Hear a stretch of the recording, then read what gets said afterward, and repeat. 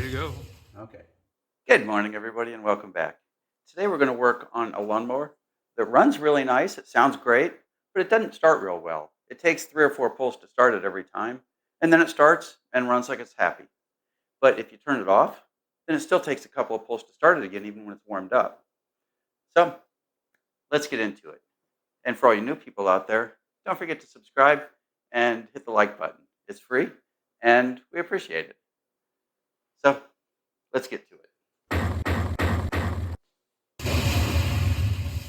Okay, I've double checked. We've got plenty of brand new fresh gas in it. So this thing should start the first time you pull the handle. The way these are designed, first time you pull the handle in spring, it should start. Of course, that's with new gas. If the gas sits all winter, it's not going to start. But let's give it a pull. You see? And nothing. Everything is in order on the machine. She's just a little bit clogged up.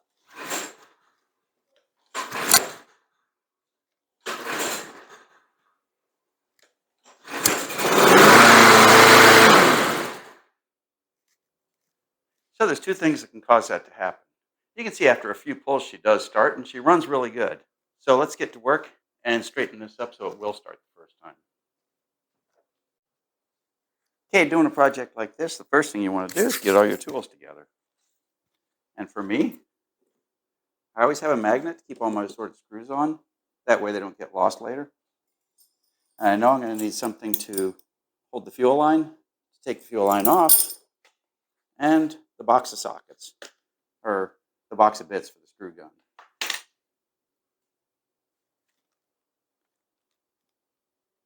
So now that I've got everything all together, let's get to work. Let's see, I believe right here. Yes, sir. Okay, let's pull the car cover off. First thing we're going to do is take a look at the choke and see how the choke is.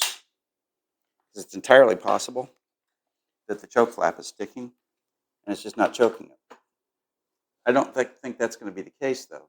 And the reason for that is on the third or fourth pull, she usually starts. So that makes me think that we may have a fuel restriction someplace.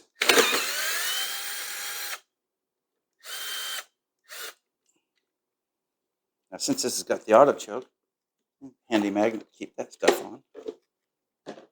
Since this has got the auto choke, we've got a top linkage here that we're going to have to pull this off to get to.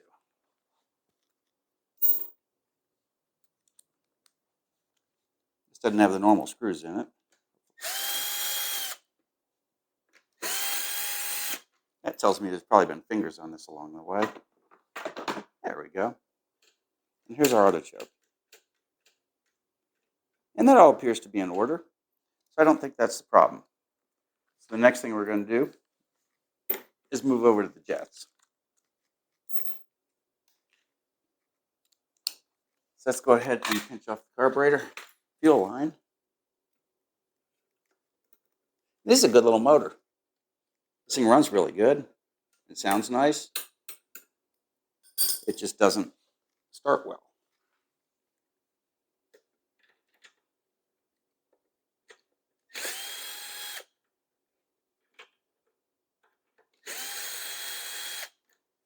And remember, when you're doing something like this, make sure you take a lot of pictures. This is your perfect picture to start off right here because the linkage. This one's pretty easy, but if you take it apart and then don't put it back together until the next day, it's not going to be so easy. It's going to be hard to remember. Now with this carburetor in particular, one of the little tricks to this is this goes in a little U shape inside. So you want to make sure that you don't move it around too terribly much, or it's going to be a real pain in the neck to get it all back together.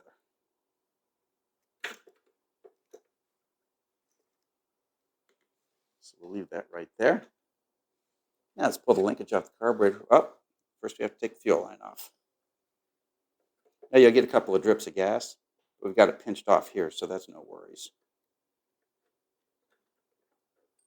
There we go. Let's roll the carburetor off very gently.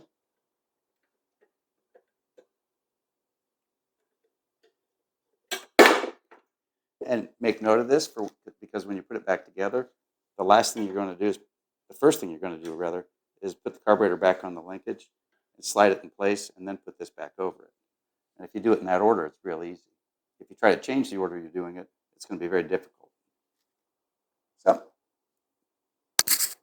on a 1 to 10, whoop, a little bit of fuel. That's okay. Better here than on the bench, I suppose.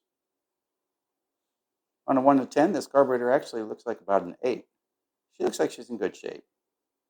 Now, because I've got the carburetor off, I'm going to go ahead and run it through the cleaner, but the guilty party is right here. So let's carry it over to the bench and pull her apart real quick and see what we've got. Okay, now because she is running pretty good, I'm 100% sure it's going to be the jet. We're going to go ahead and run this through the ultrasonic cleaner and get her all nice and spotless, but we're just doing it because we've got it apart. If you're doing it in your backyard, you can clean this jet and probably be good. In this case, I'll be selling this lawnmower, so I want to make sure that she's in really great shape because, I'd hate to have it come back.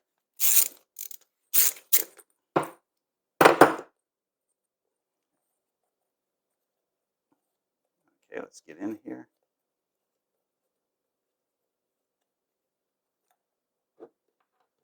And this carburetor, there's our jet right there. That's going to be our guilty party.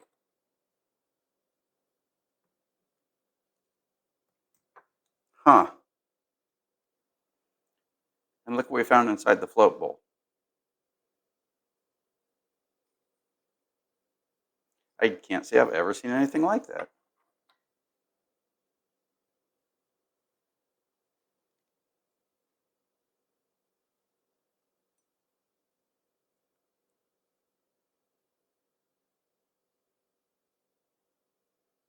And the damnedest thing is, this is not for this carburetor.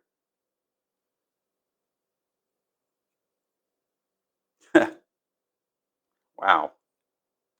I'm pretty speechless on that one.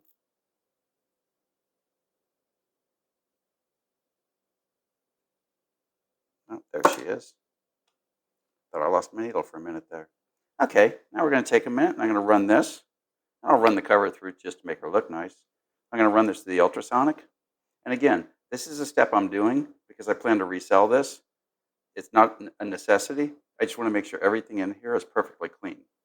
You could take an air hose at this point and blow everything out. Maybe run some carburetor cleaner in it. But when you do this every day, you don't want to breathe carburetor cleaner all the time. So it's nice to have an ultrasonic. You can just drop it in, keep the chemicals to a minimum. So I'll see you guys shortly. Everything else is in the ultrasonic now, just cooking away. But while that goes, let's go ahead and clean this jet up. We're going to put it in with everything else, but the first thing we want to do is clear the holes on the jet. See, it's clear, but it's not perfect.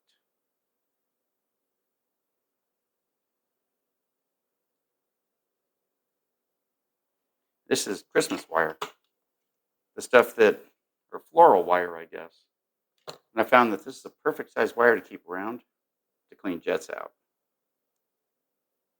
Because it'll fit even in the smallest ones. It fits easily in these. Let's pull our little gasket off the top and let's let it swim in the ultrasonic with the rest of the stuff for a little while.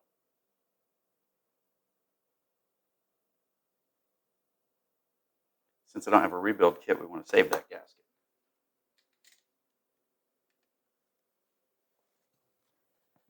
We'll go ahead and drop her in. And we'll set the timer for 8 minutes. Since we know we've got the loose stuff all knocked off of it, it won't take long at all. Everything's through the ultrasonic and it looks nice and clean now. Now I'm going to blow this out with air. When you blow it, watch, there's a little red seal in here. And that's what your needle sits on. And you don't, if you blow it out, you're going to have to find a new one. Or find it. See, I can feel the air blowing through here. And that feels good. But we know the carburetor runs fine. Most of what we're doing is getting the cleaning solution off of it. I don't worry about doing it over the bench because I use pine sol for cleaning solution. Not real dangerous. Okay, now let's double check and make sure that the jets haven't picked up anything new. because something could have shaken loose while it was being cleaned. And that feels really nice and open. That feels really nice and open too. And when I blow on it, air goes through the sides easily. So we're going to put it back together in just the opposite of the direction we took it apart, of the order we took it apart. And remember, if you don't do this all the time, take a lot of pictures when you're taking it apart, because it can come in handy later. If you do it all the time, then you know this is all really obvious. But I've seen these with this float on upside down. That was definitely somebody that didn't take pictures. Okay, you're ready. Get our little rubber seat ready. That back on.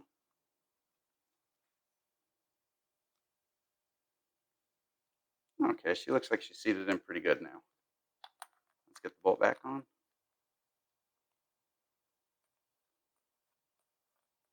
We'll hold our bowl in place while we put the jet on.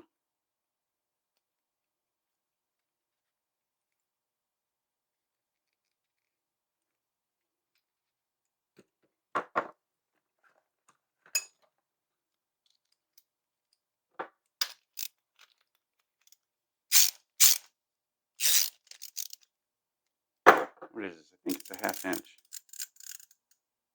It is, that's a 1/2 inch.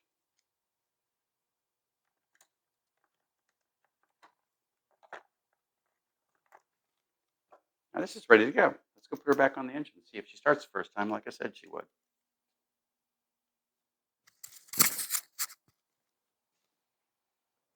Okay, my mouth is writing checks about this starting real easy once we're done. Now let's see if my butt can cash that check. So the first thing we're going to do is put our linkage back on. And again, we're going to be very gentle, because these little top linkage bolts on the carburetor are plastic. And we're going to make it a point not to disturb this any more than necessary, because we don't want it to come apart. There we go. And everything looks pretty good.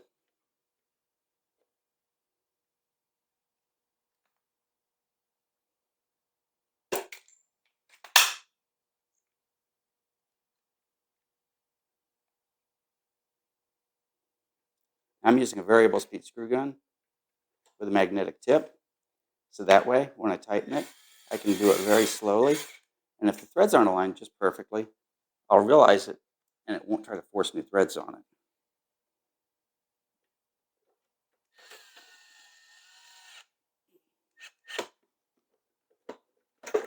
And remember, these bolts don't have to be real tight because it's a rubber O-ring in here sealing this to the engine. So, not a big deal. That is more than tight enough. Now this is still moving freely. Double check that. If this gets really tied up and it doesn't appear to be moving freely when you're putting it back together, you're going to want to go ahead and take the whole cover off and straighten that out.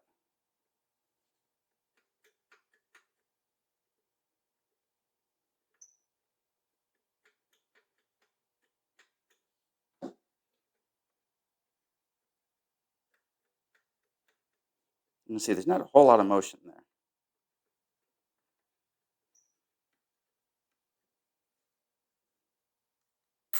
Let's tighten it up and see if she moves freely. If it doesn't, we're going to continue on and do the next step. Again, you're not setting any records. And you can see this moves nice and freely now. So now we'll put the fuel line on.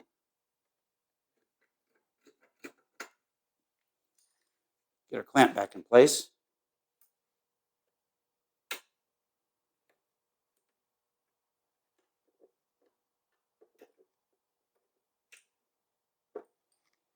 Now when I take the fuel line off, I always look for any black on the fuel fitting. If I see black on it, then I replace the fuel line. I didn't see any on this one. Okay, now gas is flowing to it. So now we're going to put the cover back on, and in the time it takes us to put the cover on, this is going to go ahead and fill up with gas.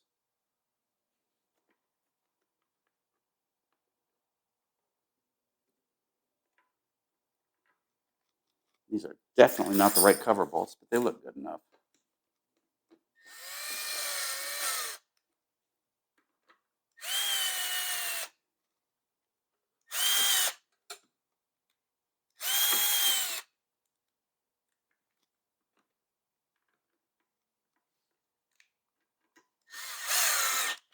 There we go. A tiny little bit more. Okay, let's put our air filter base back on. Remember, we got a hose back here that we have to make sure connects.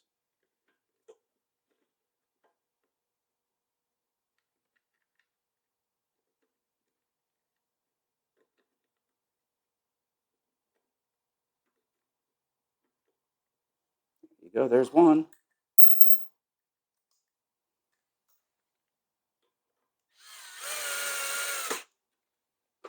Let's put the other one on.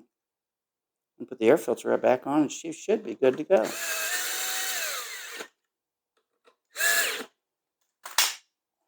I still can't explain that oddity that I found inside the inside the carburetor. Somebody took it apart and didn't know what they were doing, or they were very messy about it. Okay. And using a magnet, when the magnet's empty, you know you got everything back in place. So let's back out a step and give her a start. Go ahead and make you a little taller.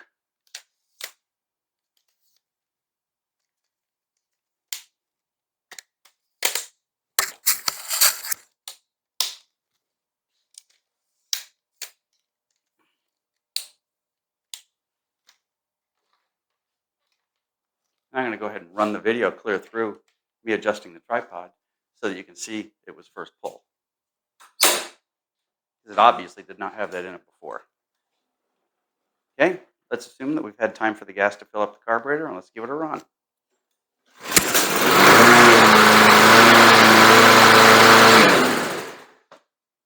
And that's all there is to it. And now this is going to be a handy little mower for somebody. And there you go. That mower ran really good, but she just didn't start really good. It would start, but you'd have to pull it 3 or 4 times every single time. And cleaning up the jets and making sure that the choke is free and operating correctly was all it took to get it back in good shape. Well, I appreciate you watching, and we'll see you next time.